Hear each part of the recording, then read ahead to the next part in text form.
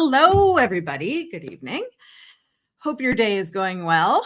I'm going to turn down my brightness a little bit. The paleness of me.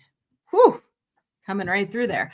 Anyway, if you don't know and you haven't heard this and you know things about technology, I need a new video camera. I have a video camera that does not understand how to reconcile the level of paleness that my skin is.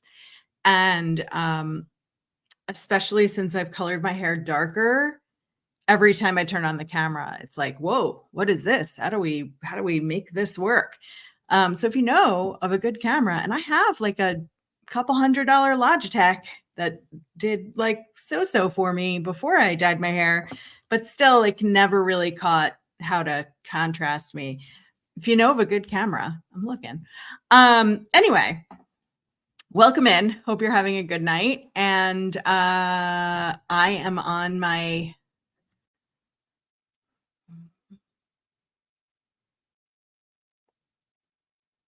th13th day of of lives in a row out of 30. So going well so far. I've done it every day for 13 days.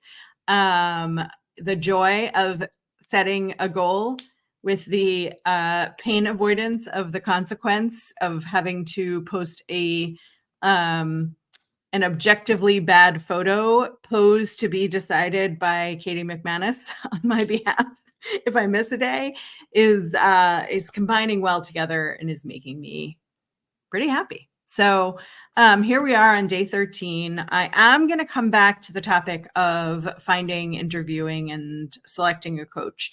I just didn't have it in me tonight. And, sometimes you got to change things up. So let's say tomorrow, I'm going to try to come back to the deciding on a coach, finding a coach. Last night, if you didn't catch it, I talked about the first two steps, which is deciding you need a coach, like how to decide that you need one, and then deciding if you're actually ready for one, which is like a second part of the conversation. And I'm going to come in and talk about like, how do you look for a coach? How do you talk to a coach about potentially working with them? How do you say yes? How do you say no? All of that kind of stuff. So it's coming, and it's going to be in this 30-day period. But I wanted to go off topic today because I wanted to talk about the things that stick with us.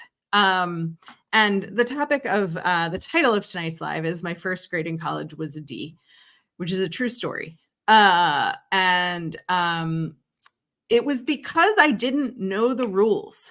And somehow the rules at my high school were different than everybody else's high school and people who were coming to college. So I'm a freshman. It's my very first assignment in English class, and we were told to write a story. I think it was creative. I don't know if it was creative writing or if it was a report. But we were told to write a paper that was 3 pages. So I wrote a paper that was 3 pages, and it didn't take me that long because it was only 3 pages. Like 3 pages isn't that long. I wrote this paper, I turned it in, and this was back in the 1900s for those of us who lived during that era. And so like you literally walked into the classroom, handed your paper over to your professor that you had typed up on a word processor or gone to a computer lab to type up after you hand wrote it. Because there were limits on how much time you could spend in the computer lab. And then you printed it and then you brought it to a person. There was a lot of human action back in the 1900s in turning in a report. So anyway, I turned this in and, at that time we all had our first assignments in college and several things going on at a time, but this was the first grade I got back and it was a D. And I gasped audibly in seeing that I had gotten a D. I didn't know anybody in the class yet. I think as freshmen, there's a lot of hesitancy to become friends with people and you're sort of feeling each other out. And it just happened to be an aloof group of people. So nobody was showing each other's grades. Nobody was saying hey, what'd you get? Nobody was, I didn't notice anybody else gasp the way I gasped, but I gasped. And I stayed after the class because the note in my 3-page paper was, if you game the system like this again, I will fail you for the semester. And I had no idea what she was talking about.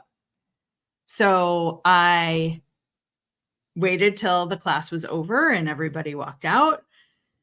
And I went up to her and I said, I don't know. I don't know what happened. Can you tell me why I got a D?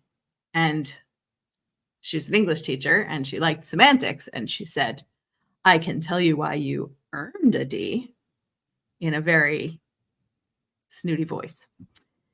And I said, okay. And she said, well, I said 3 pages and I meant 3 pages. And no matter how you decide to format and how you decide to play with the margins and play with spacing, it's not 3 pages unless it's actually 3 pages of text. And I said, what do you mean? And she explained very condescendingly that I had cheated the system by making my margins too narrow and making my spacing double.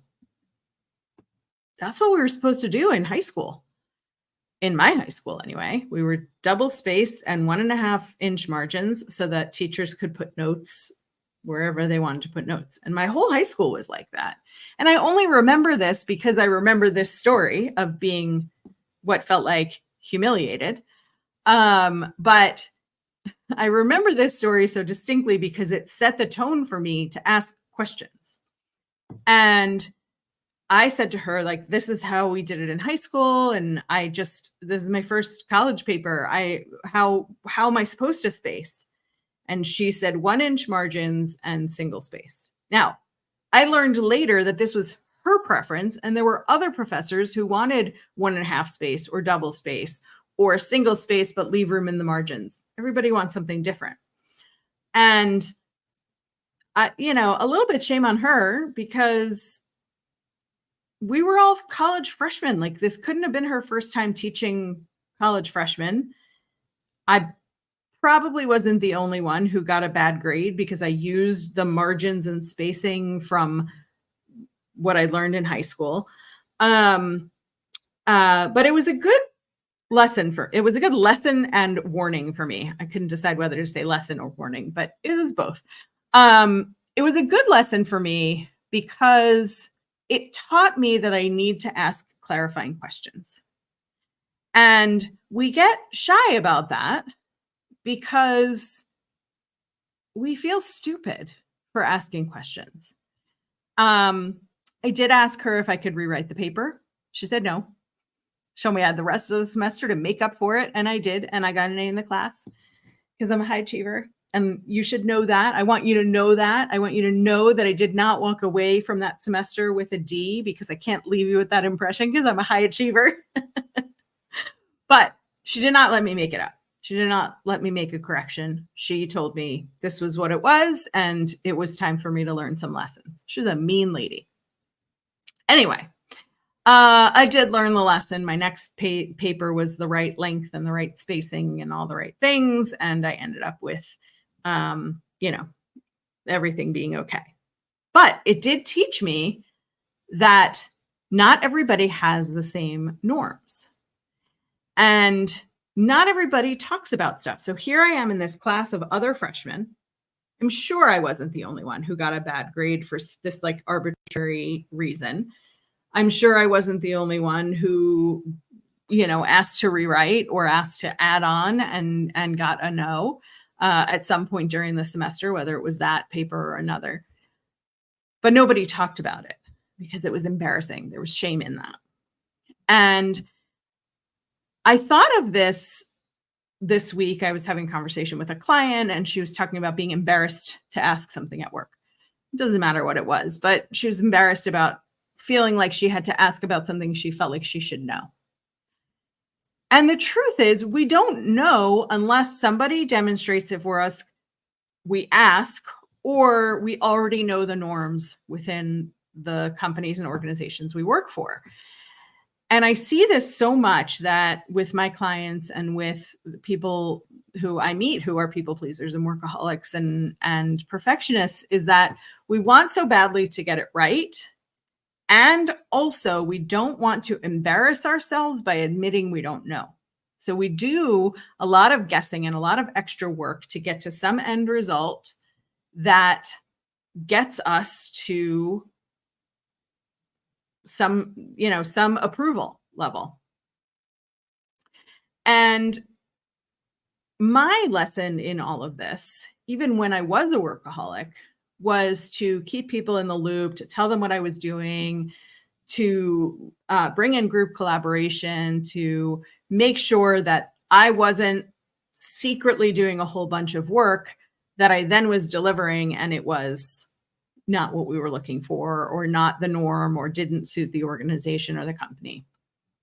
And a lot of my clients come in assuming they should know all of the things. And not only should they know all of the things, but if they don't know all of the things, they better pretend that they do, because otherwise they're going to be embarrassed. They're going to look stupid. They're going to look like they don't know what they're doing. They're going to look like they don't want to do the work. And that's never true with my clients. My clients are almost always doing too much work. But I want you to know, and as you're watching this and thinking about the times in your life, in your career, where you have had moments of embarrassment or poor performance reflected to you or something like that, it's not your fault that you didn't know. It's not your fault that the thing didn't go the way you wanted it to go. Where you can take responsibility, and remember, responsibility and fault are two different things. Fault is the things that happen and us placing blame on generally ourselves for them happening, even when they have absolutely nothing to do with our decision making. Responsibility is the now what. And I'm going to do a whole live on fault and responsibility because I think it's such an important topic, but not tonight. But we can take responsibility for what to do next. And so when you go to work over the next week or so, pay attention to what you make assumptions on, because you assume you're supposed to know and you assume you're not supposed to ask questions. And then ask yourself, what if somebody came to me with that question and I had the information? Would I be like, oh, I can't believe you're asking me that? Or would you think, I'm glad they're asking me that because that's going to make the project easier for them? And I'm willing to bet that it's the latter most of the time. That most of the time, you're actually glad when people come and ask you clarifying questions. You're glad when people bring you into a project or a process early so that they can get some feedback before they're handing over a completed project. And therefore, ergo, when you bring questions to someone at any level, if you're the CEO and you're bringing questions to the people who report to you or to your board or to whoever governs you, if you're a VP or a director or manager and you're bringing stuff to the next level of executive management, in almost all the cases, except if you're working with a jerk, and there is no cure for a jerk if they just want to be a jerk, but we can talk about how to work around those things and also whether and when it's time to leave because of those things. But in most cases, people are glad when you're asking clarifying questions. People are glad when you're asking for feedback. People are glad when you're asking, should this report be double spaced with 2-inch margins or 1.5-inch margins or whatever it is, so that we can have written feedback on it. I know we don't do written feedback anymore. We do everything on track changes and all of that. And that is way more efficient and effective. And I can't remember the last time I hand wrote any feedback about anything for anyone ever. So I'm glad to be living in modern times. But my point is, I wouldn't have gotten a D on my first paper in college if I had raised my hand and said, does 3 pages mean 3 pages double spaced or single spaced? That was the only clarifier I needed. And somebody else in the class would have been grateful that I'd asked the question, because somebody else surely didn't know also, and surely got marked down also. And so go ask a question tomorrow. Go think about something at work that you are uncertain about, and ask what feels like a low risk question to get some feedback and some clarity on what you need to know. I will be back tomorrow with more on finding a coach. I hope you have a great night. Thanks so much for being with me. And for those of you who are watching every day, I appreciate you. And I will see you all tomorrow. Bye.